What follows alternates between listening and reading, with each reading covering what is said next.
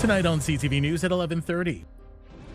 Nurses are now being pulled out with the remainder of Saskatchewan. People that are there have to leave now because there are no facilities for healthcare. It comes after testing revealed parasites in the community's drinking water. Plus, major infrastructure work will soon start in the Sault. When it comes to our sanitary upgrades, those investments have to get done. It's dealing with wastewater in the West End to the tune of $57 million. And there's new help at the Timmins Hospital. We all want to protect the women, our mothers, our daughters, our wives. It's got new equipment in hopes of catching breast cancer sooner. CTV News at 11:30 with Ian Campbell and Rick Wyman with weather. Good evening. Thanks for staying up with us. We begin tonight on the James Bay. Nurses are being called out of Saskatchewan and arrangements are underway to evacuate the remaining members of the remote First Nation community as soon as possible.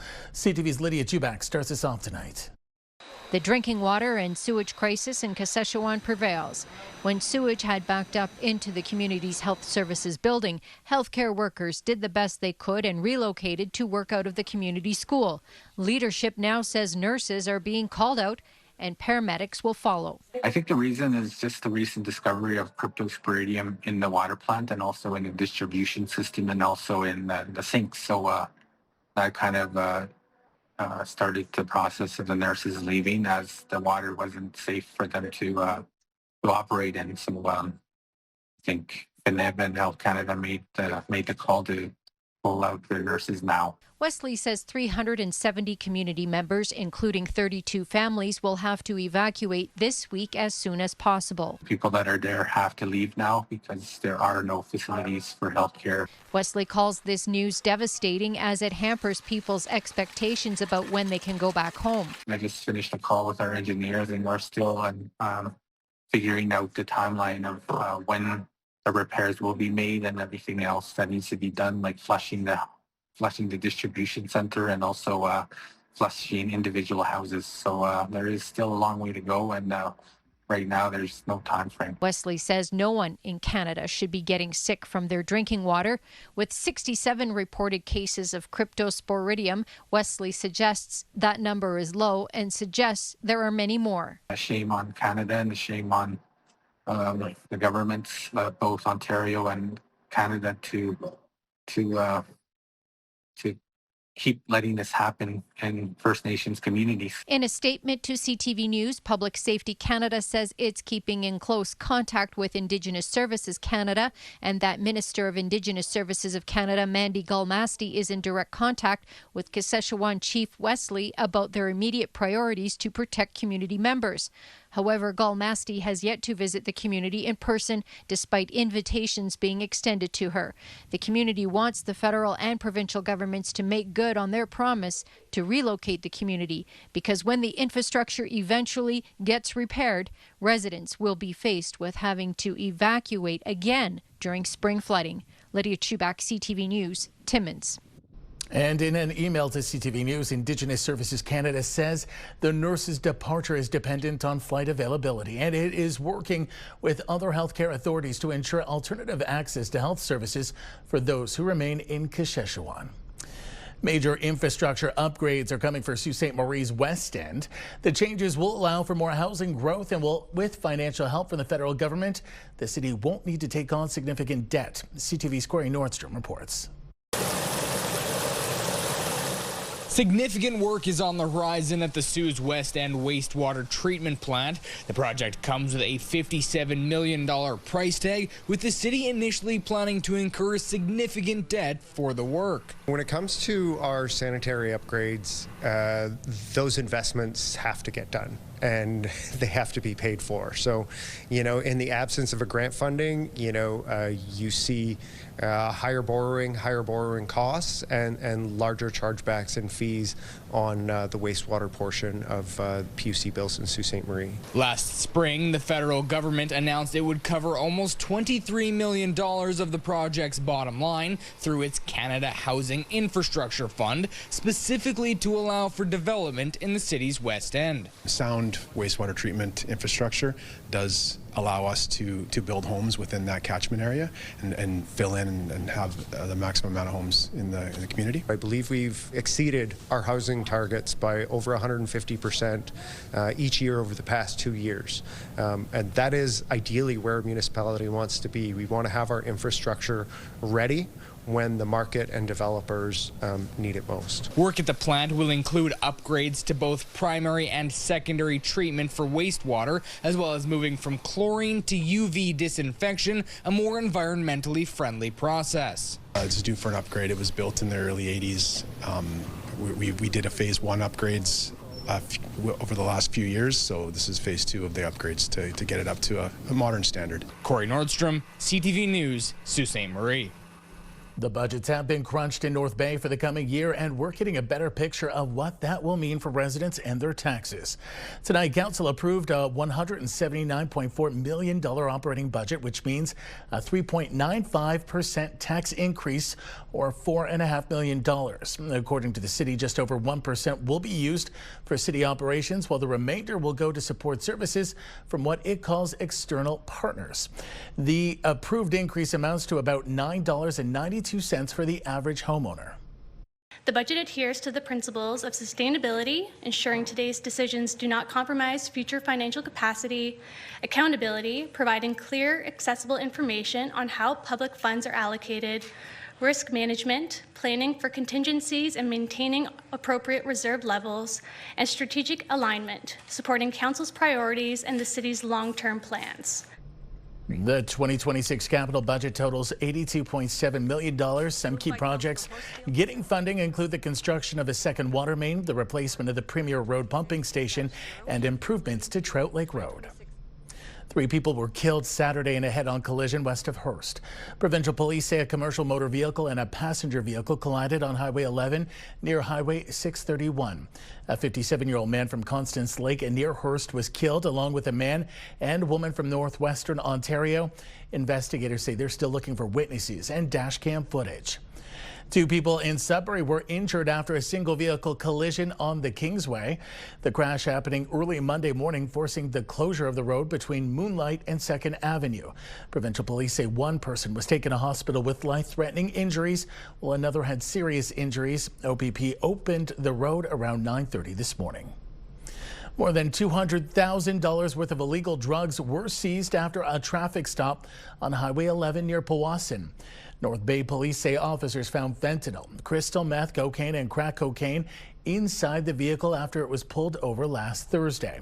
A 34-year-old woman from Hamilton is facing several charges. More Northern Ontario police services are declining to take part in the federal government's gun buyback program. The program offers an incentive for 2,500 models of banned firearms, but owners only have until March 31st to declare their interest. Sault Ste. Marie Police announced today they will not allocate officers to the project, joining North Bay in prioritizing frontline policing over federal collections. Timmins police confirmed via email they're also declining to participate. In an interview with CTV News last week, Nipissing-Temiskaming MP Pauline Rochefort says the lack of clarity has been a hurdle for local police. Well, a lot of police departments have indicated that they did not receive sufficient information to understand what would be involved, the costs involved. Every police department is so busy, and so basically they need to have clarity. But certainly the program is moving forward, and there are measures in place in Canada to ensure that Canadians can return their guns as specified by the legislation. While Sudbury police have not yet issued a formal declaration of opposition, the service has indicated it will not be actively participating in the collection process at this time.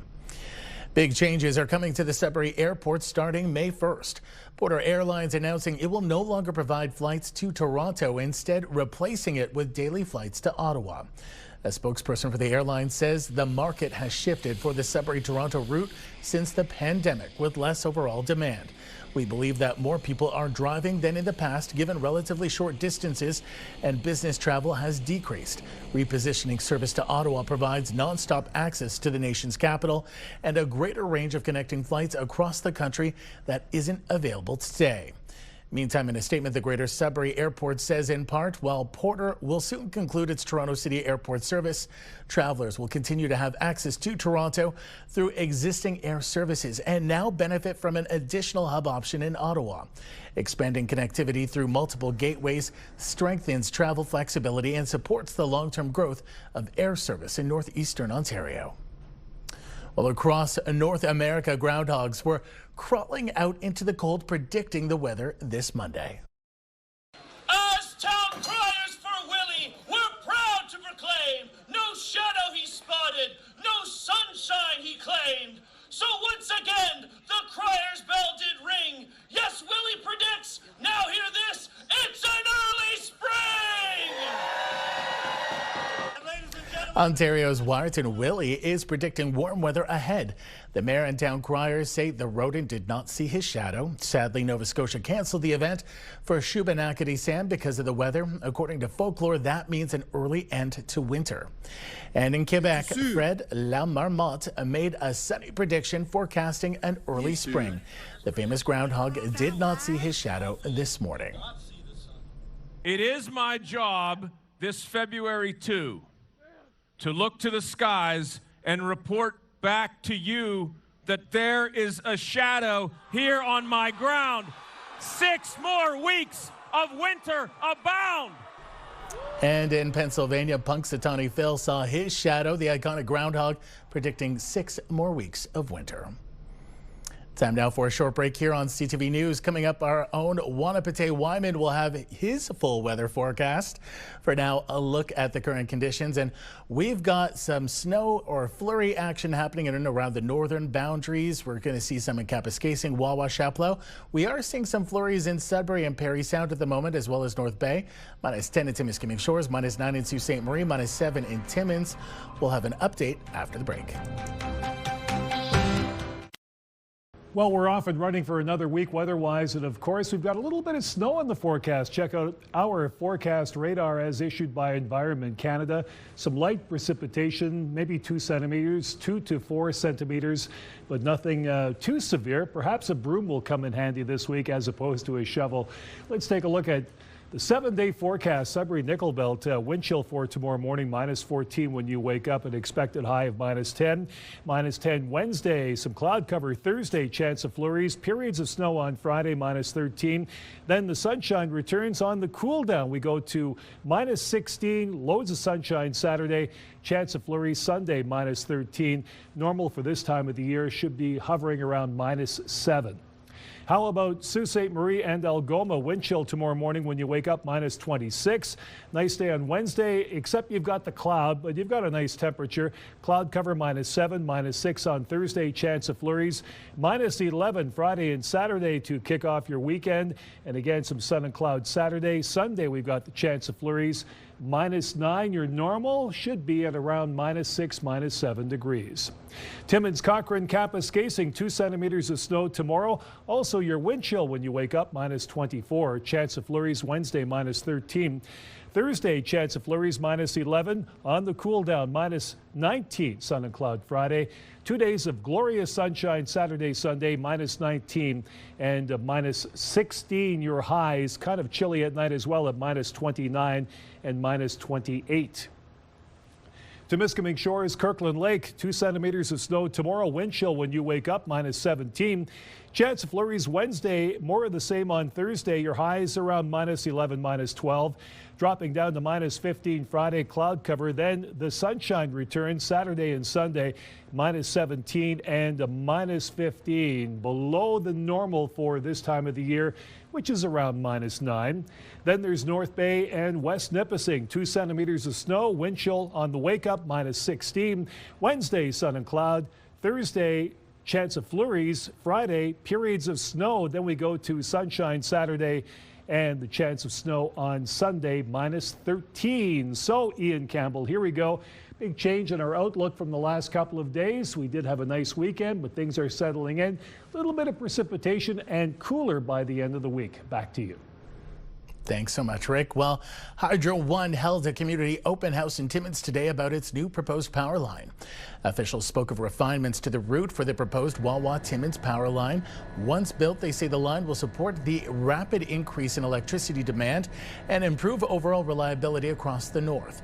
Public meetings are also happening this week in Folliette, Chapleau, and Wawa. We come to seek feedback and engage with the communities, Indigenous communities along the line, so that we can really understand from the individuals in the area the interest that they have and the information they can provide to us on the project. We take that information, we make route refinements in this case, and we bring them back again to the table to have the similar conversation. Hydro One staff will be there available to talk to people. We'll have maps on the table and really just looking to have a very casual and informative discussion where we can seek that feedback in person. Hydro One plans to start construction on the new power line in 2028 and expects it to be in service by the end of 2030. Laurentian University students gathered for a rally today in support of the Faculty Association, which enters its third week on strike.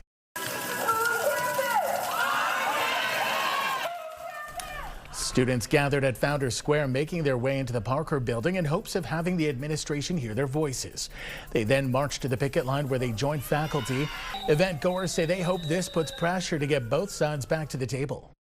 It's rough. It's really rough starting a semester, only getting 2 weeks in. There's not a whole lot I can work on or do on my own, and I wouldn't have it any other way though, because I know that this is important to the profs, the faculty as a whole, and therefore it's important to us. We can't learn properly if they can't work properly.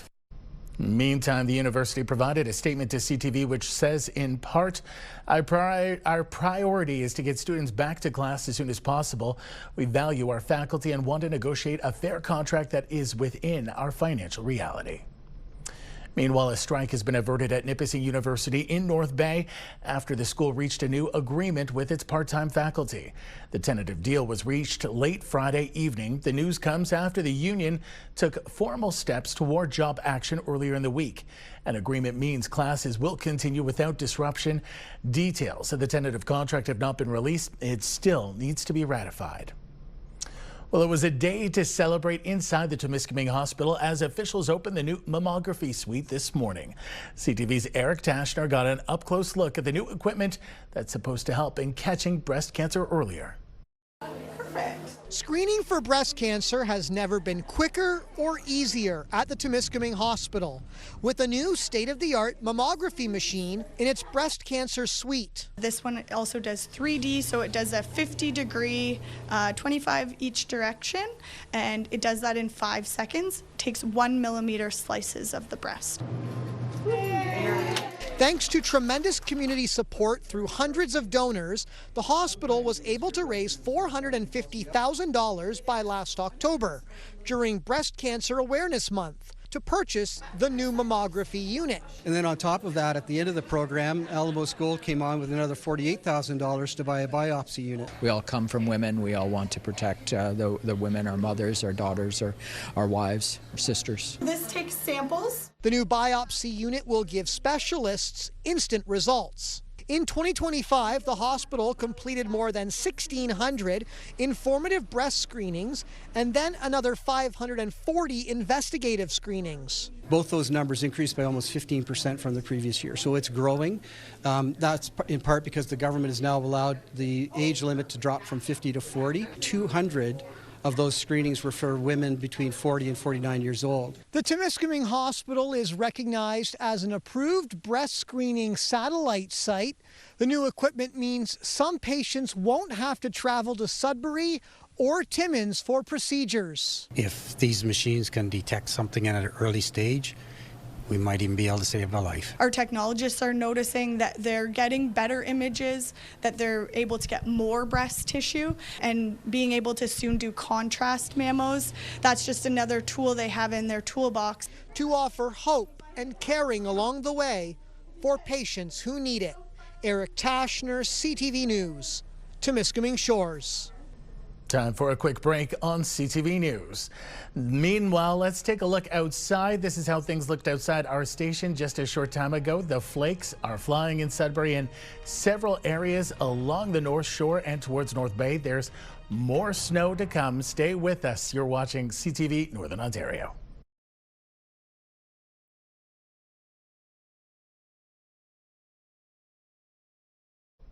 The Northern Ontario Hockey Association says the time for tolerance is over.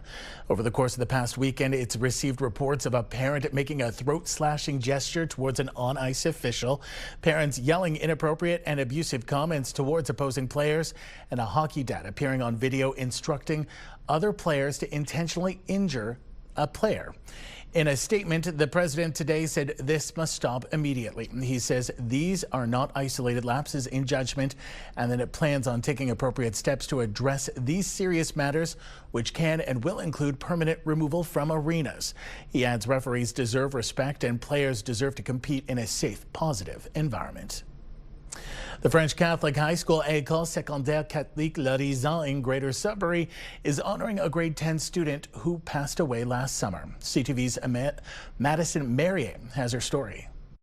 Zoe Trapanier passed away on June 12, 2025 after a battle with cancer. Her family, teachers, and friends decided to honor her memory by initiating a fundraiser for Northern Ontario families of children with cancer. She would just be like, this is what I wanted. Like, she would have wanted people in our family and her family and the school and the community and the students of the school to help the other communities that were in need, just like her and her family in the hard times. We saw what her struggles were, what the family's struggles were, and knowing that they wanted to give back to NOFCC, which is Northern Ontario Families of Children with Cancer, it was just natural for us to say, yes, we want to give back since they helped you so much. The school is starting off by selling merch in Zoe's honor. Then at the end of March, they'll kickstart different fundraisers with local community partners that they hope to repeat year after year.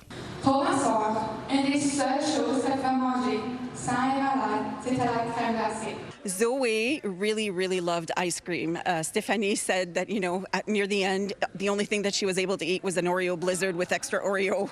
So we wanted to honor her by selling ice cream.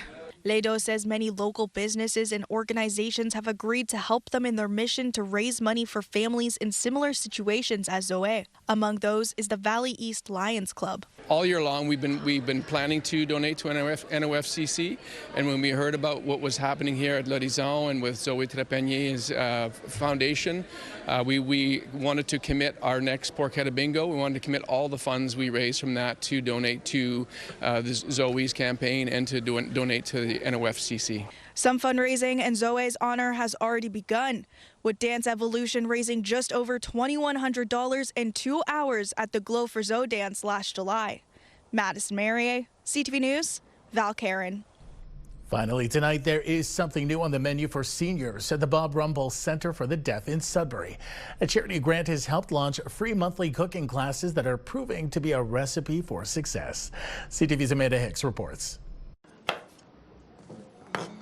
They say food is the universal language. At the Bob Rumble Center for the Deaf, that's being proven one dish at a time. I love to cook, so I've enjoyed so many things. It's great to have a new experience, and also, we support each other, so I might be, used to cooking, but we all learn from each other. This month, the center, in partnership with the Northern Ontario Association for the Deaf, launched a new free cooking series for seniors. There's people who have traveled an hour and a half to get here and be part of this very unique opportunity for learning something, but also the fellowship part of being with their friends and what they call their family here. It was made possible after the Sudbury Community Foundation selected the center for its community granting cycle. Last year we were able to support 15 different funding projects, this project being one, and we're thrilled to be here today to see it in action as well, to see all of the participants working together, just communicating with each other. The grant provided us with much needed equipment, so we bought rotisseries and all the necessities to run a kitchen because there was no utensils, there was nothing. So we started from scratch and we were able to build our kitchen to where it was functioning. While the turnout has been strong, the goal goes beyond the plate. For many deaf seniors, isolation is a daily reality. Mental health has gotten better, people's mood have changed, people feel less isolated because they can come here and have a space to hang out and socialize and do things. So it's just amazing to see what getting involved in your community with a group of people can do. Moving forward, these classes will be held here once a month. And officials say there's more on the menu with themed cooking sessions already in the works. Amanda Hicks, CTV News, Sudbury. I don't want to know what they were cooking. Looks delicious. That takes us to the end of our newscast this Monday night. For the latest news anytime, remember you can head to our website, ctvnewsnorthernontario.ca. You can also download our CTV News app. Thanks for watching. Good night.